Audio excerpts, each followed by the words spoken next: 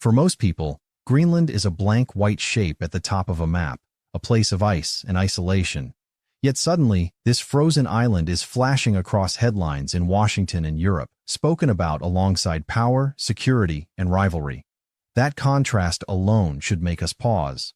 How did a land dismissed as empty become a subject of political desire for the United States and an unmovable red line for Denmark and Greenland itself? At first glance, the idea feels absurd, even outdated. In a world of digital power, supply chains, and financial leverage, why would a modern superpower still think in terms of territory? But geopolitics has a long memory. Empires may speak the language of markets today, yet they still think in terms of space, access, and control. Greenland, far from being just ice, sits at the intersection of old instincts and new anxieties. Recent updates make this tension clearer. There has been no military escalation, no legal claim, no attempt to redraw borders. Instead, we see diplomatic refusals, unity behind Denmark, and Greenland emphasizing self-determination. Yet the question refuses to disappear. That persistence tells us this story isn't really about land, it's about power, perception, and global influence. In the next section, we move beyond confusion and uncover the strategic logic underneath.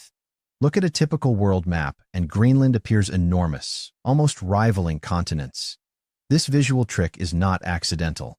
Most modern maps use projections that stretch land near the poles, inflating Greenland's presence in our minds. The result is a powerful illusion, a frozen island that looks like a giant. In reality, Greenland is not a continent. Africa could swallow it many times over. Yet in geopolitics, perception often matters as much as fact.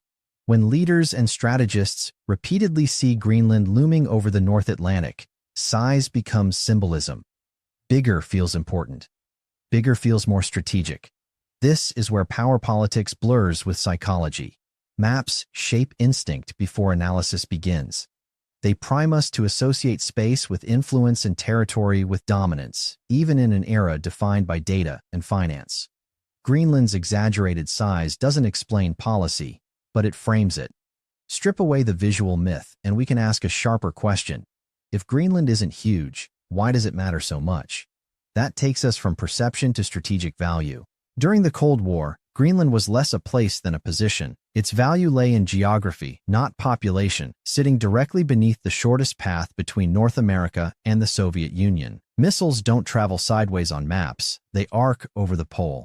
Greenland became an early warning outpost, a place to see threats before they arrived. That logic never disappeared, it evolved. Today, radar installations and space monitoring systems in Greenland watch far more than bombers. They track missile launches, satellites, and objects moving through near space. In an era where seconds matter, location is leverage. The Arctic itself is also changing. Melting ice is reopening northern routes once sealed by nature. What was once a frozen buffer is becoming a corridor. Control of access, surveillance, and response in the Arctic is now part of modern defense planning, not a distant theory. And yet, here's the contradiction. The United States already has military access in Greenland through long-standing agreements with Denmark. Bases operate, radars function, cooperation exists. If access and security are already guaranteed, why push the conversation further? That unresolved tension hints that military logic alone does not fully explain the interest. This gap between necessity and ambition is where strategy quietly blends into economics and influence, beyond immediate defense, hinting at deeper motivations unspoken in public debates. To understand the rest, we have to follow the money beneath the ice. Military logic explains attention, but it doesn't explain persistence. Beneath Greenland's ice lies something far more aligned with modern power: resources. Rare earth minerals essential for batteries, weapon systems, and advanced electronics sit largely untapped. In a world racing to electrify and digitize, control over inputs matters more than factories. For decades, global supply chains leaned heavily on China. That dependence now feels risky. Greenland enters the picture as an alternative, not because it is cheap, but because it is strategic. Securing future access reduces vulnerability tomorrow. This is macroeconomics disguised as security. Energy also plays a role. Greenland's potential in hydrocarbons and renewables offers optionality, not immediate profit. Power today is about options: who can produce, who can restrict, and who can wait. Publicly, the language remains about defense and stability. Quietly, the conversation is about leverage. Industrial policy, strategic stockpiles, and long-term resilience shape interest more than quarterly returns.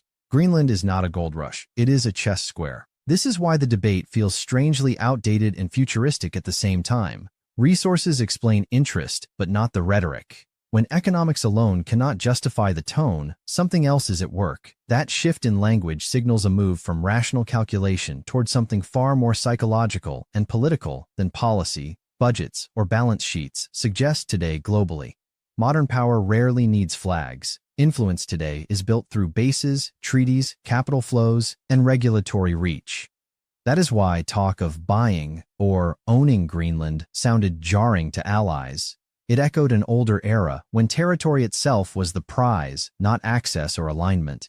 The United States already enjoys influence without ownership. Military agreements, intelligence cooperation, and economic ties deliver nearly everything a strategist could want. In that context, ownership language feels excessive, even symbolic. It shifts the debate from strategy to dominance. That shift matters. Influence reassures partners. Ownership threatens them. When power is framed as possession, it raises fears about precedent. If territory can be discussed as a transaction, then rules feel weaker, not stronger. This framing alarmed allies more than the underlying interests ever did. Security concerns were understandable.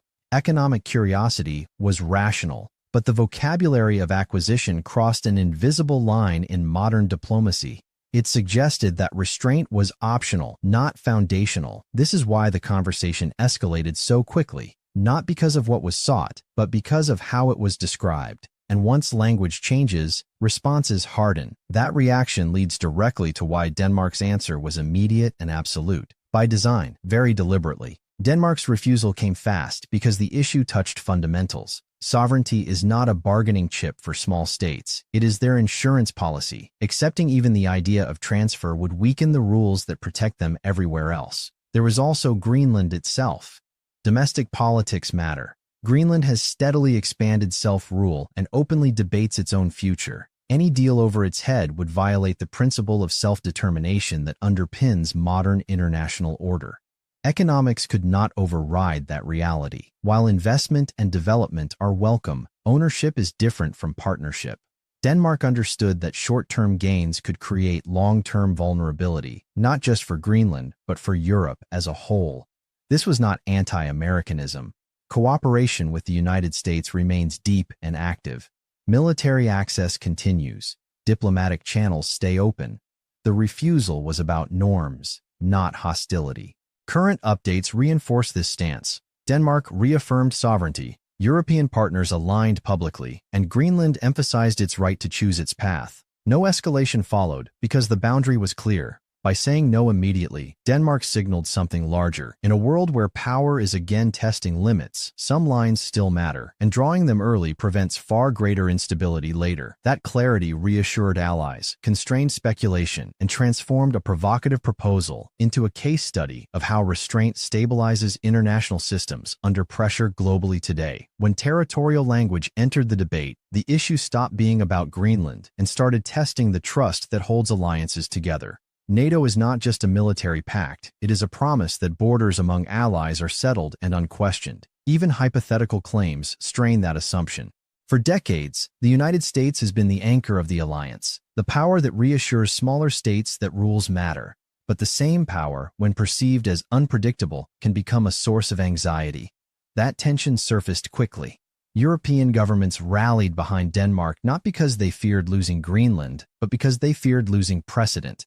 If one ally can openly discuss acquiring another ally's territory, even rhetorically, the logic of collective security weakens. Unity becomes conditional. Trust becomes fragile. This is why the response was so swift and public. Europe's reaction was not emotional, it was structural. It reflected concern about stability in an era already defined by war, economic fragmentation, and great power competition. Greenland was the symbol. The alliance itself was the subject.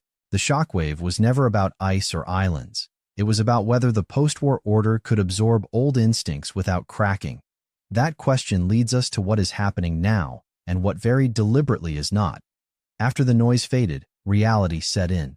Diplomatic channels remained open. Denmark reaffirmed sovereignty. Greenland emphasized self-rule. European partners voiced unity, not escalation. The signal was restraint, not retaliation.